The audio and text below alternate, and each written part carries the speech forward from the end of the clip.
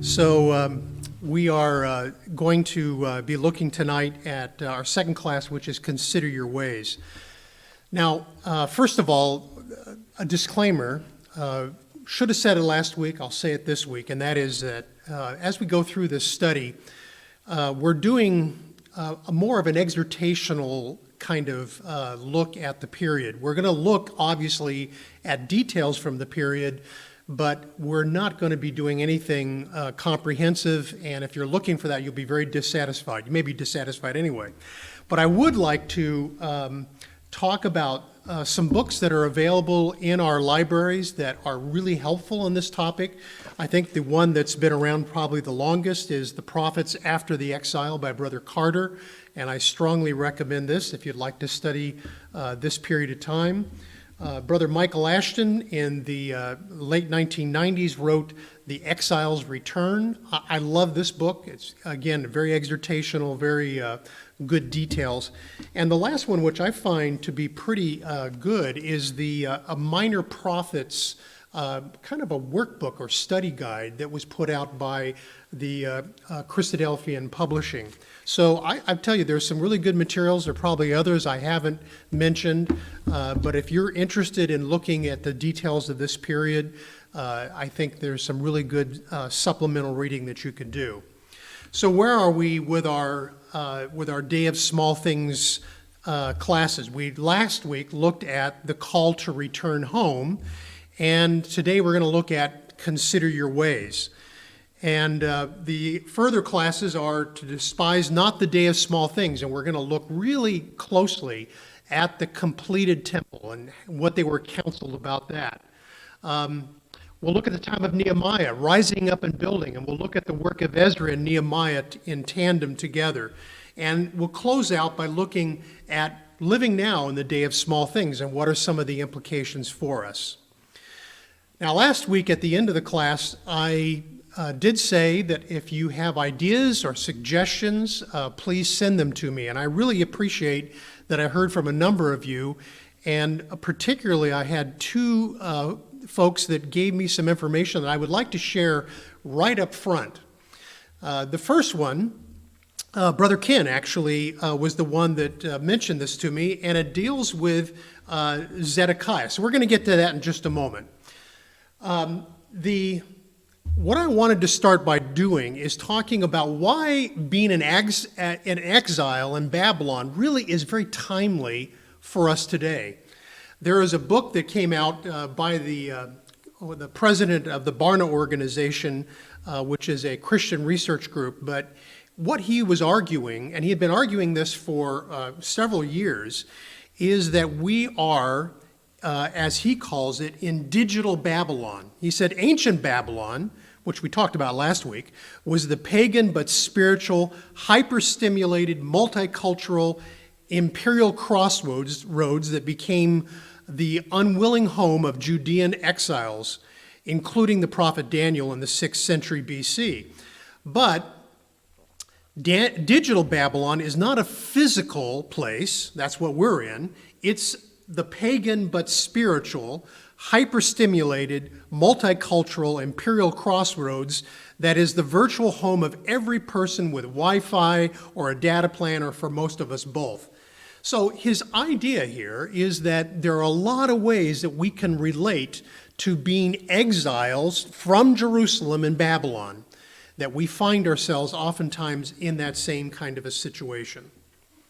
So this book is available on Amazon if you'd like to get it. It's a really good book to read. So Zedekiah, I did say that Ken had mentioned that there was an insight, and it was an insight that's given to us by Josephus.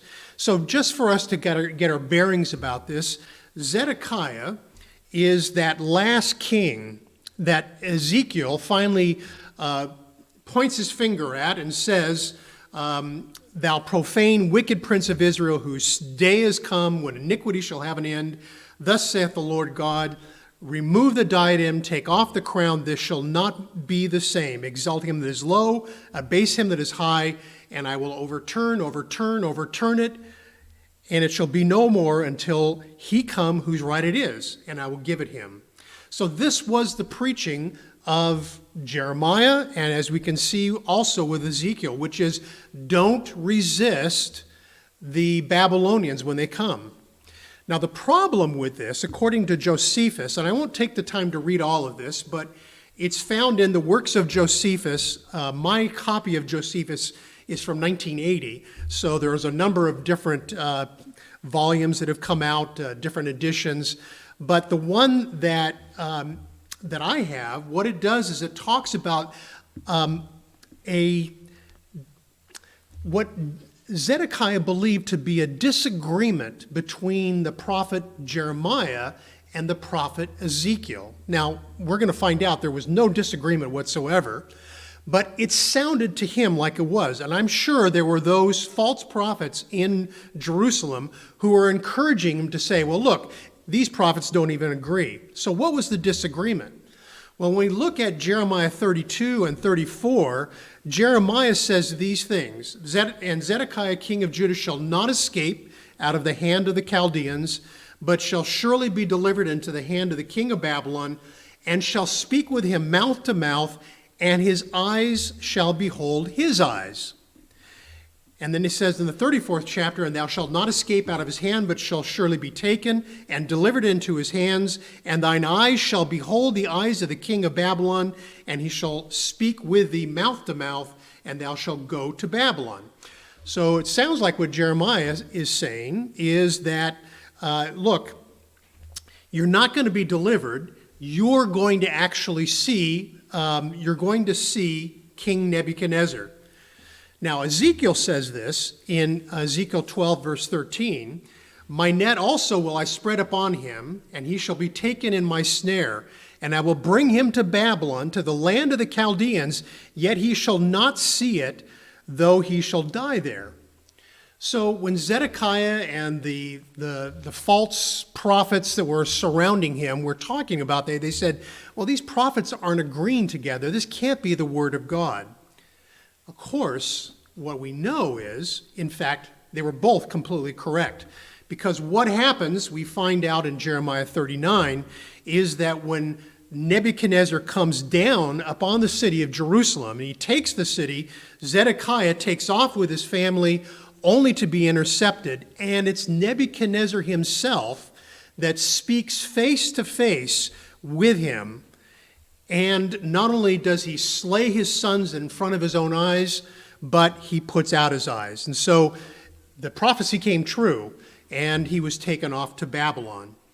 So this is apparently from Josephus, the discord that was believed to be existing between the two prophets, when in fact their prophecy was completely correct.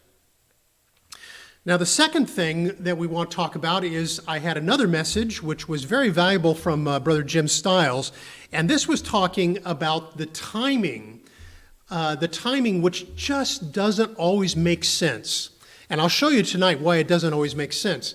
We hear about people like Zerubbabel, and we hear about people like Nehemiah, and even Mordecai, who are part of this group that comes out of Babylon to go back to Jerusalem. But then we hear about these people many, many, many years later. And you think to yourself, well, first of all, how old were they at this time? And then secondly, is it really the same person? And some people, in some of their chronologies, have concluded they're not even the same people. So what I'd like to do is to take a look at the exile period as they began to return.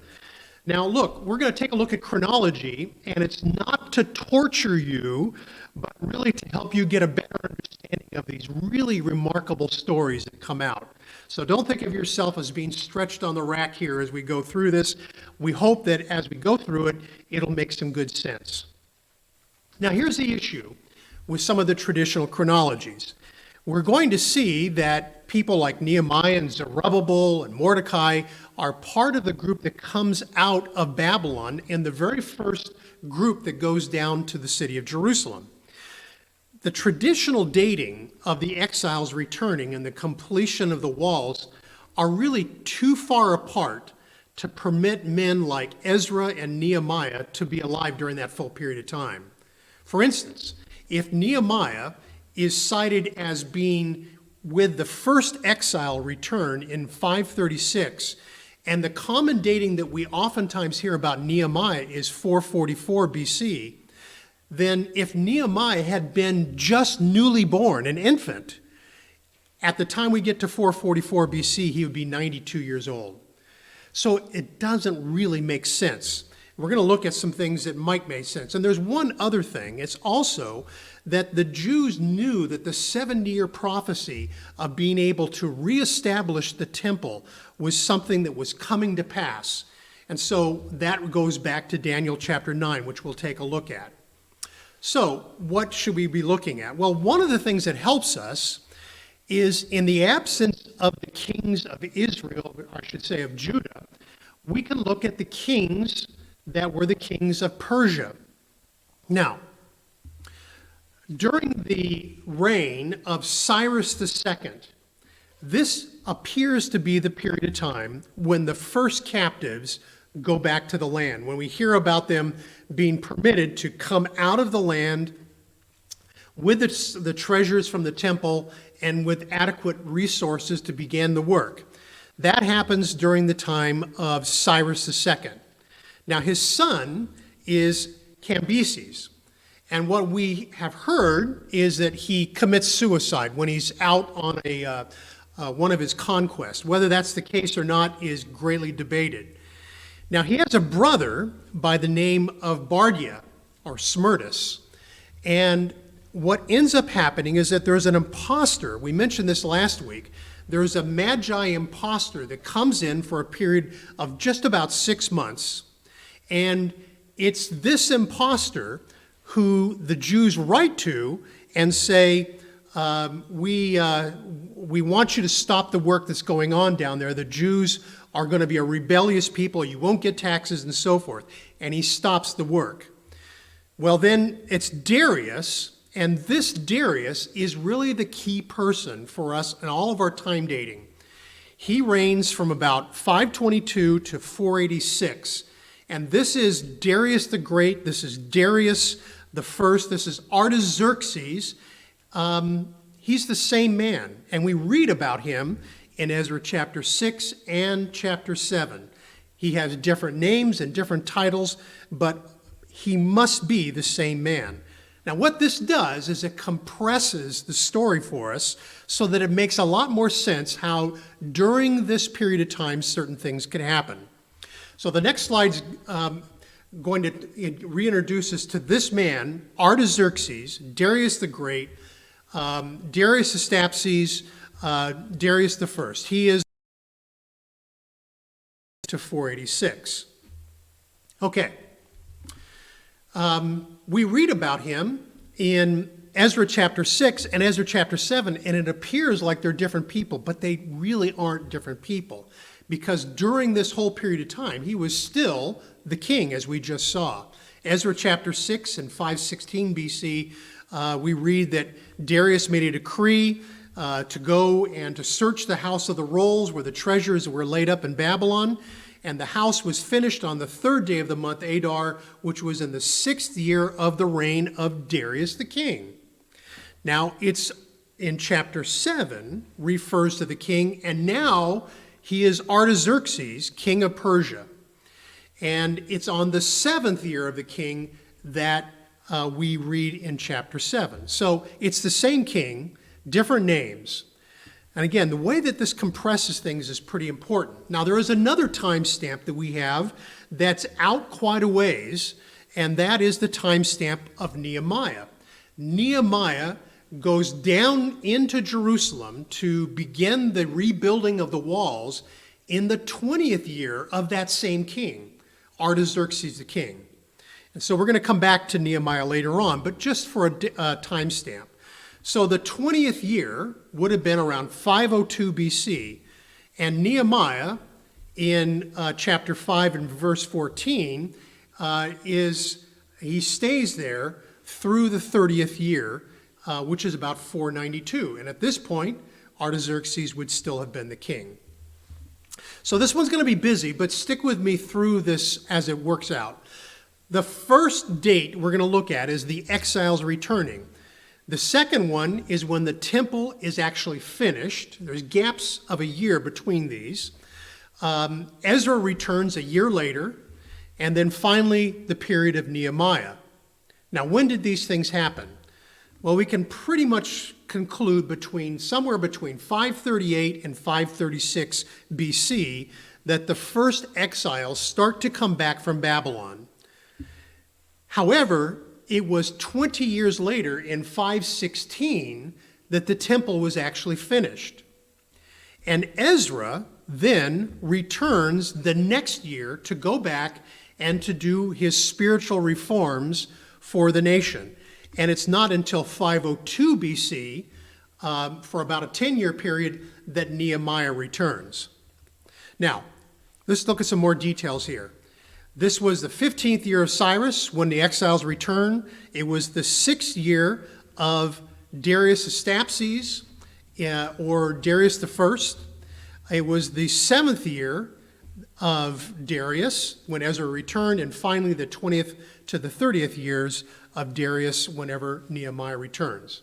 So again, it kind of helps us to see that it's very possible these people could have lived through this period of time. Now let's put some other dates in here. It's really talking about a 34-year period. So years, it would have happened during the reign of Darius I, Darius the Great.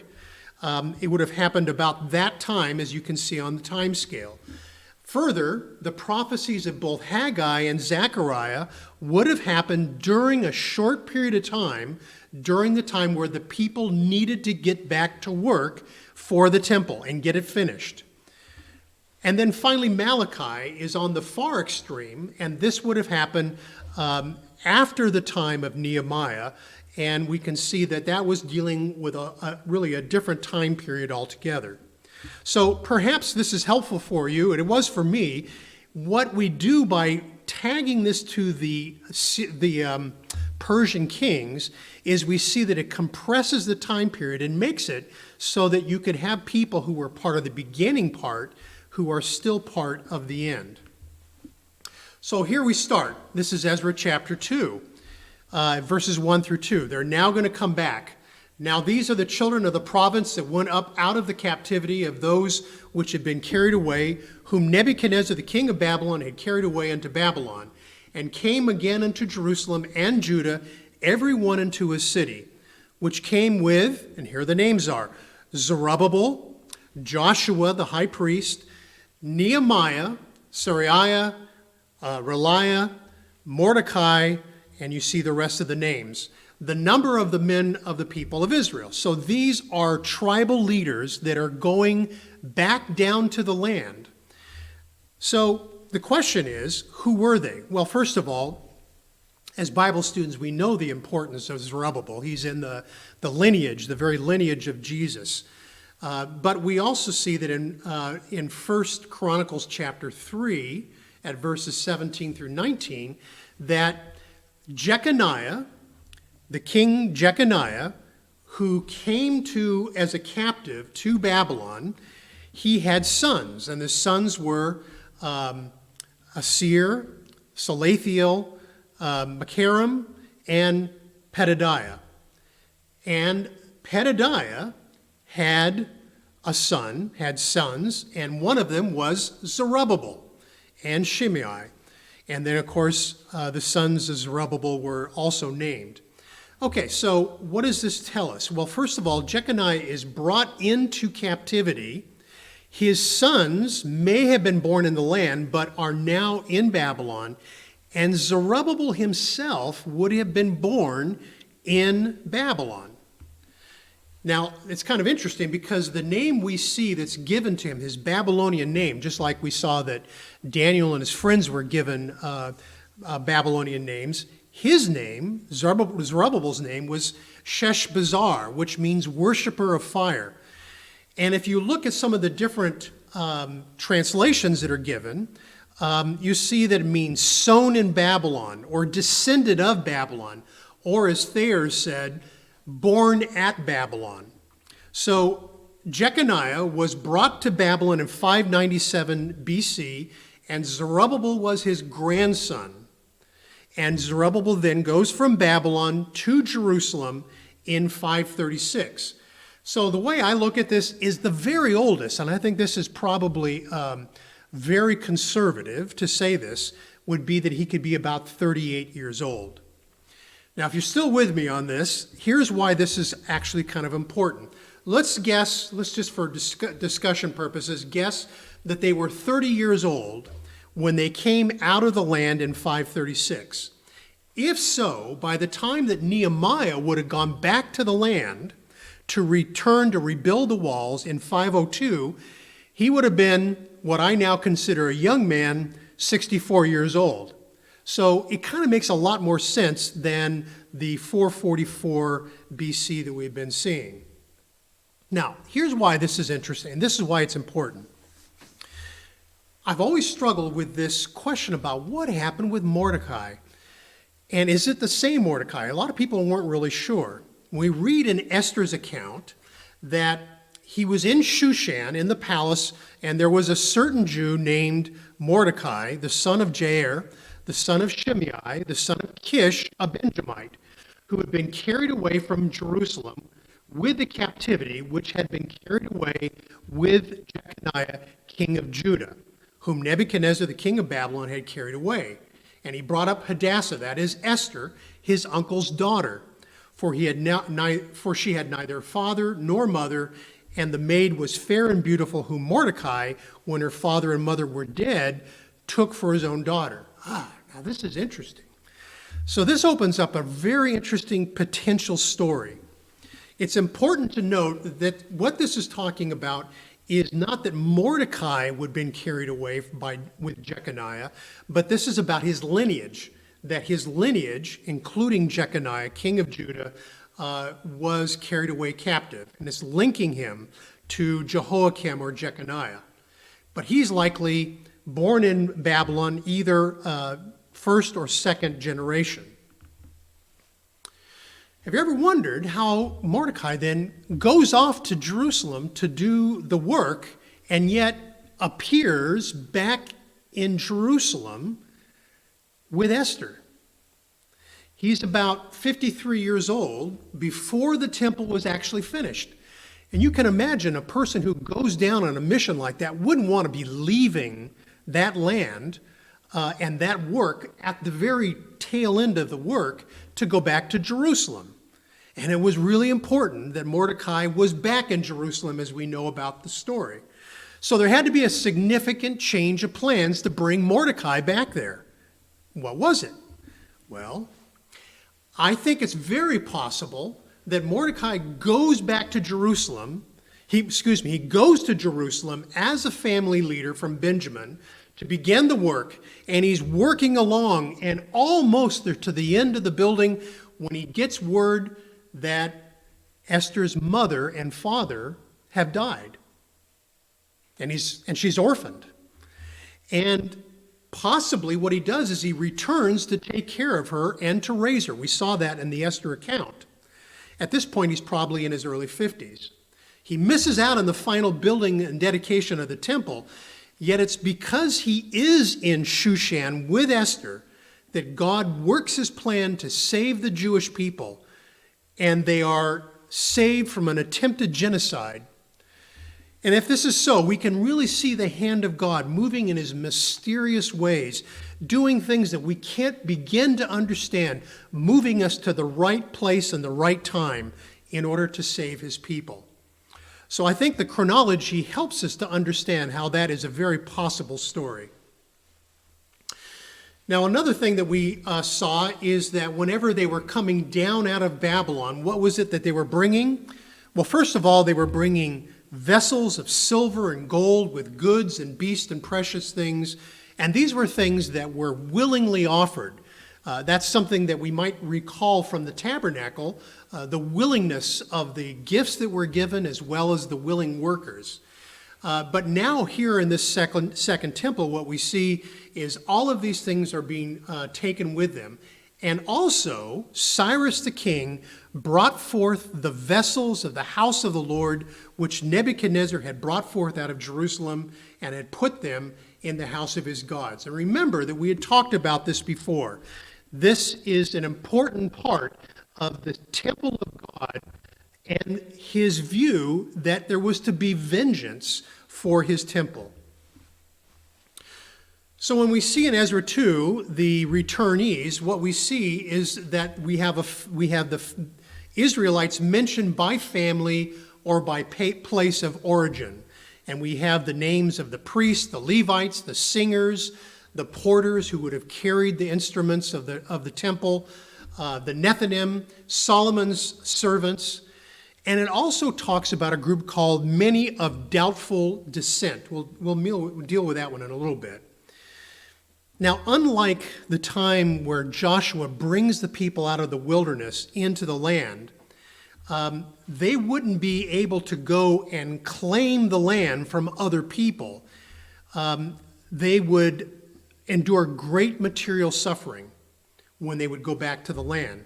And the total numbers that are given to us are about 42,000 heads of household, likely about almost 30,000 from Judah and Benjamin, and estimated to be around 200,000 in total. Now, this is the first trip of them going down from Babylon to Jerusalem.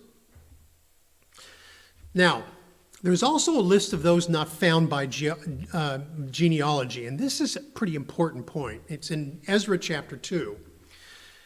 Though there were many that were likely from priestly families, they didn't have the badge. They didn't have their certificate. They hadn't retained their proper identification when they were in Babylon. And this might not seem like a big issue to us, but I can guarantee you it was a huge issue for these. They had lost their identity in Babylon, their priestly identity. And it indicated that during the period of time in Babylon, they had not, as the priest, been active in their roles during that captivity. In fact, we read about the son of Koz who had to marry a daughter of Barzillai, the Gileadite, to be able to be called by her name and lineage.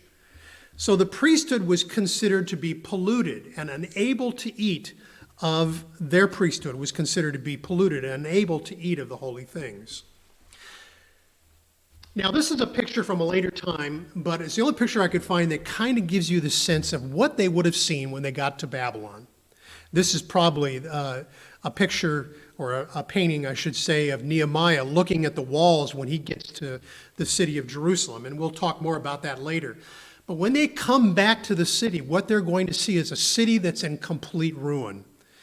And it would have been really a remarkable experience for them, not a positive experience to see the city that had been laying ruin for so long.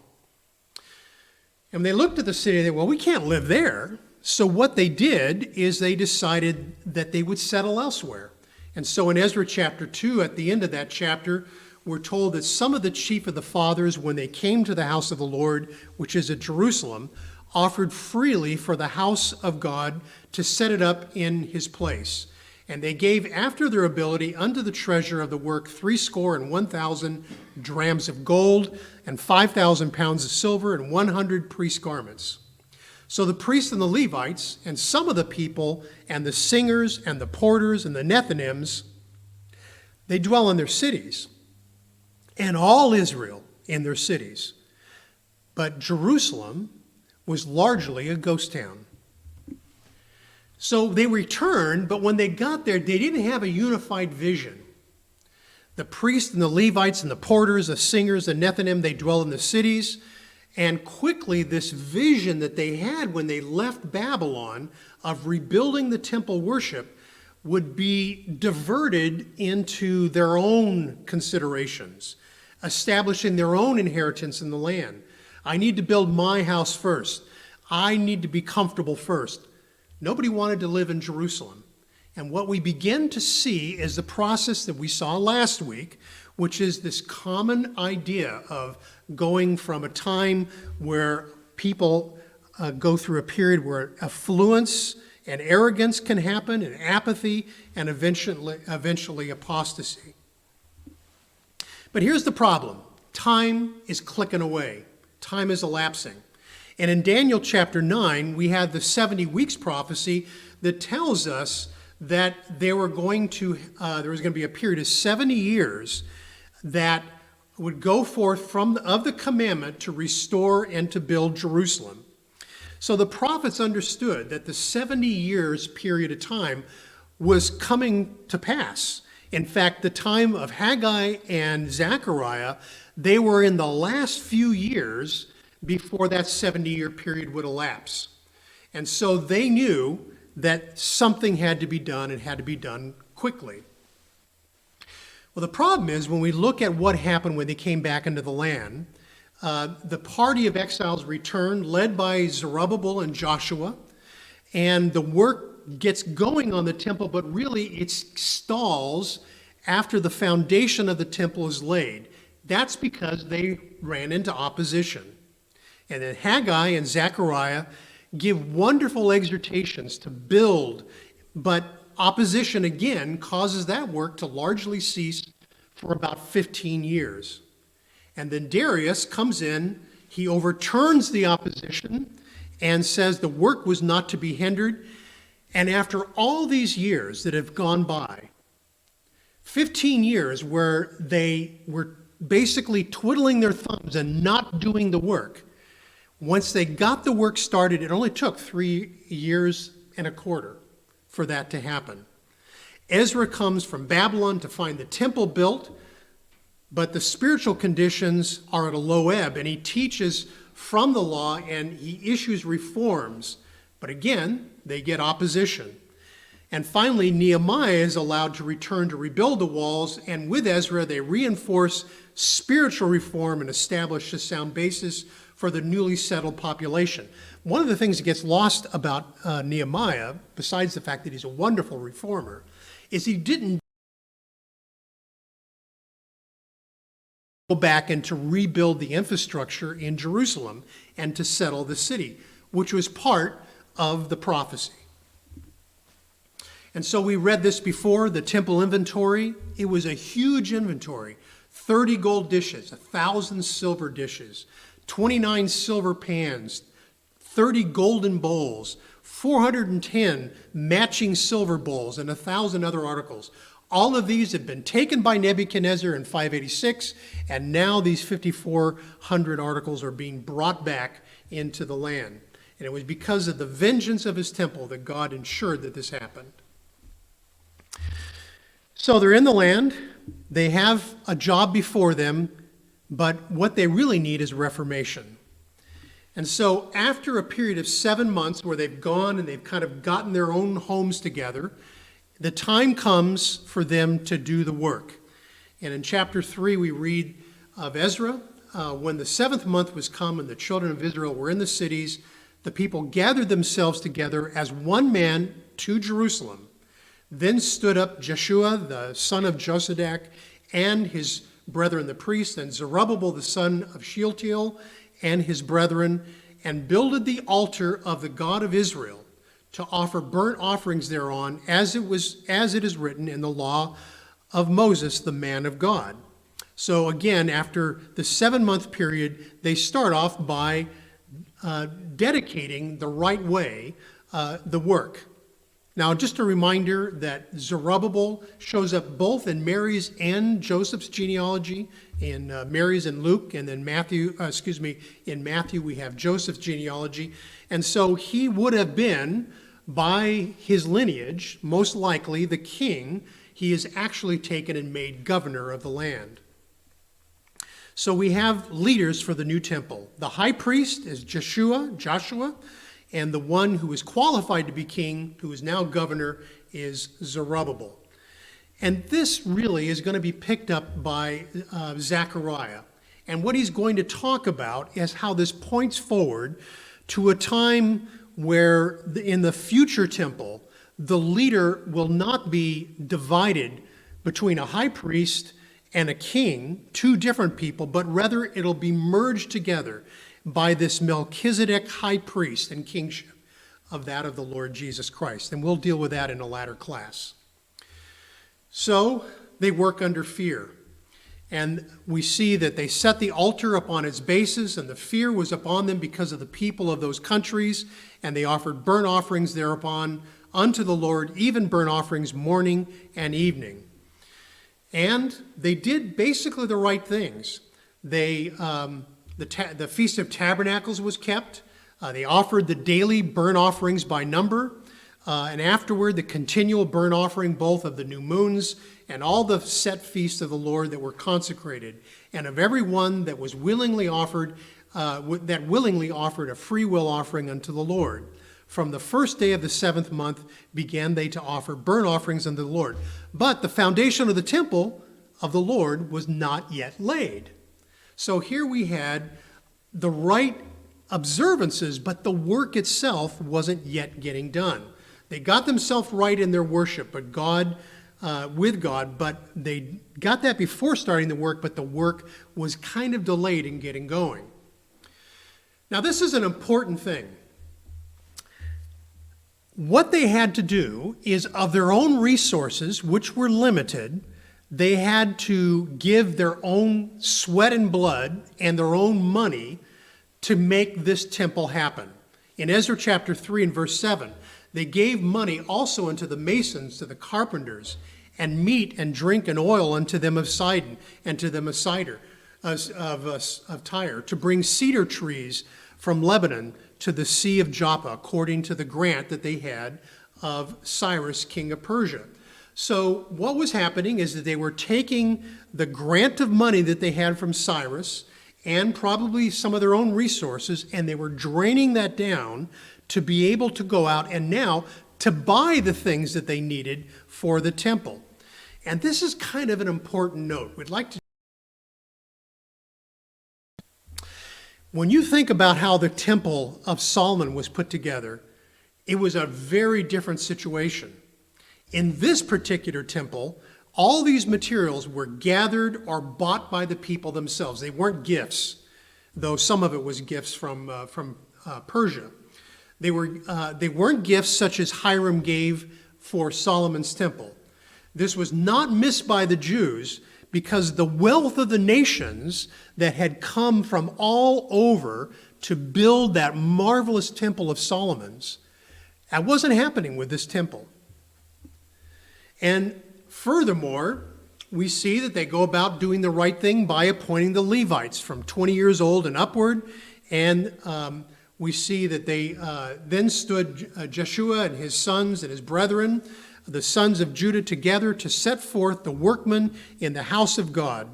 And so, again, the work is getting done, and they're getting the spiritual house arranged ahead of time. So I think this is kind of important, that the planning about what they were going to do and how they were going to serve was actually done in prospect before the temple was completed. So finally, the temple foundation is laid. And I think this must have been a pretty amazing day for them, because what happens is that we see when the builders laid the foundation of the temple, remember that was under the guidance of Zerubbabel, they set the priests in their apparel with trumpets, and the Levites, the sons of Asaph, with cymbals, to praise the Lord after the ordinance of David, king of Israel. And they sang by chorus and praising and giving thanks to God. This is a great time, a great shout. They praised the Lord because the foundation of the house of the Lord was laid. But it was only the beginning of the work. But still, they had reason to celebrate. Now, just when everything was going well, they had things lined up spiritually and their religious practices seemed to be going well. The foundation was laid, and that is when the period of time where that imposter is now ruling in Persia after the death of Cambyses.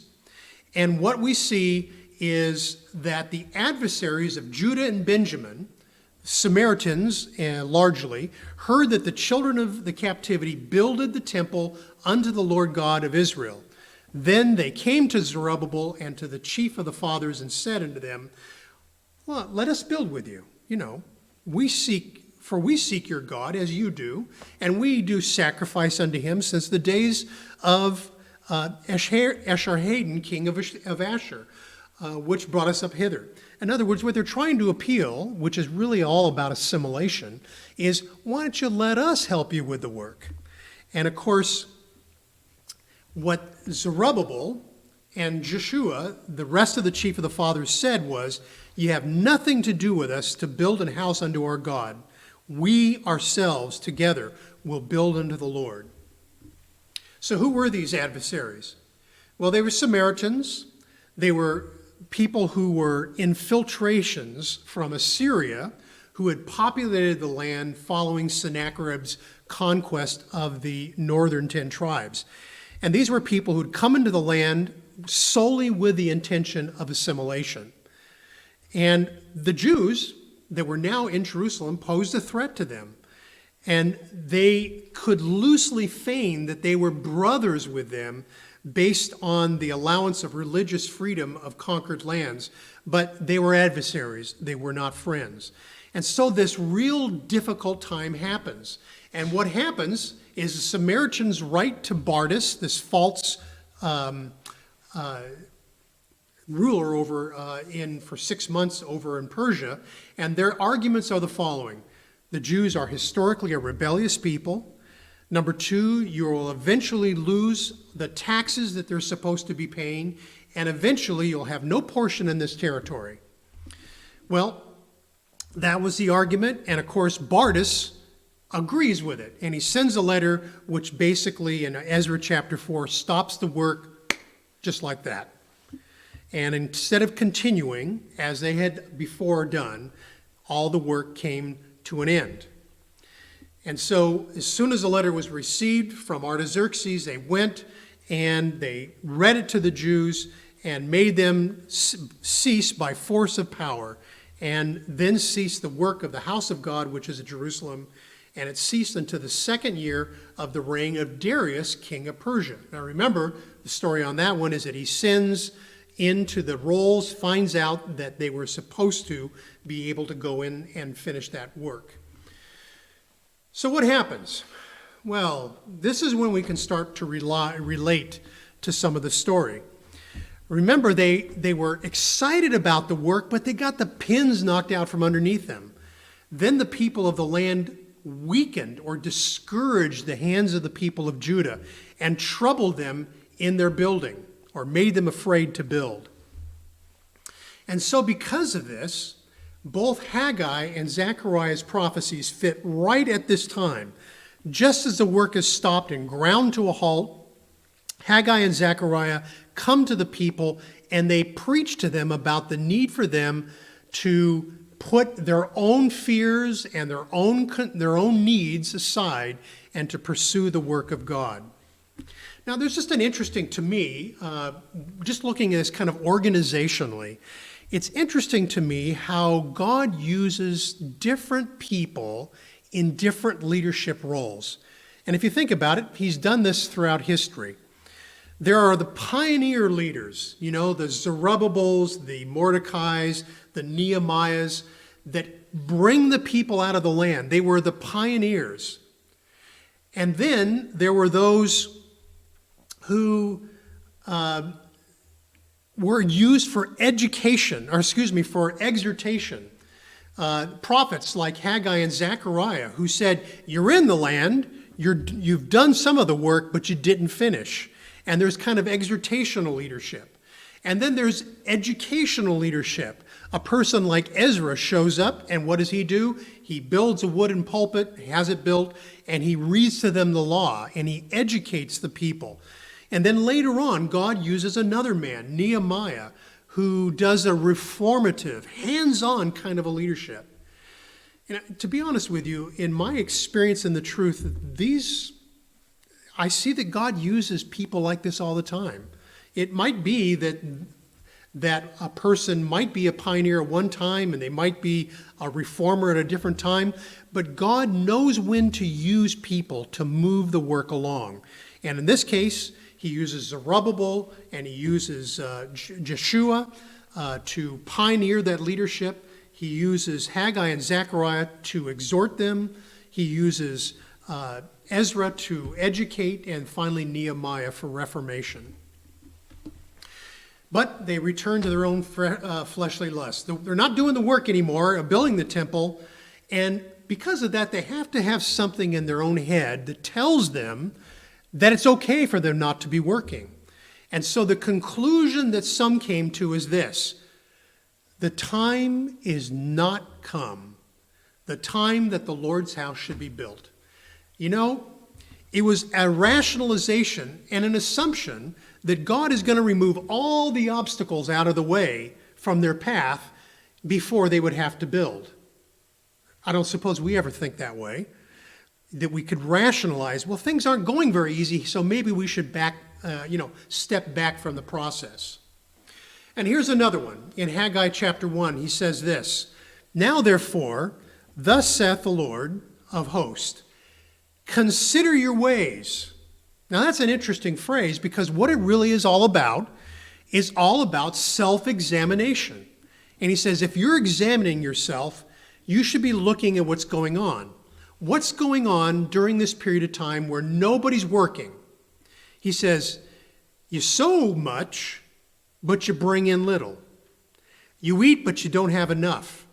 You drink, but you're not filled with drink.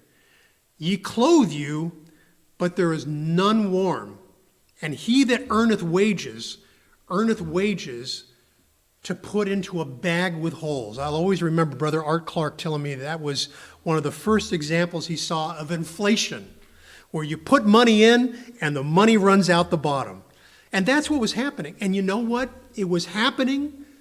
They could see that the work that they were doing that the life that they were living wasn't really being blessed by God, but they didn't examine or consider their ways. In fact, Haggai talks about 5 enemies of ecclesial work in Haggai chapter 1. I wish we had more time to talk about them. Rationalization. Here's another one. Procrastination.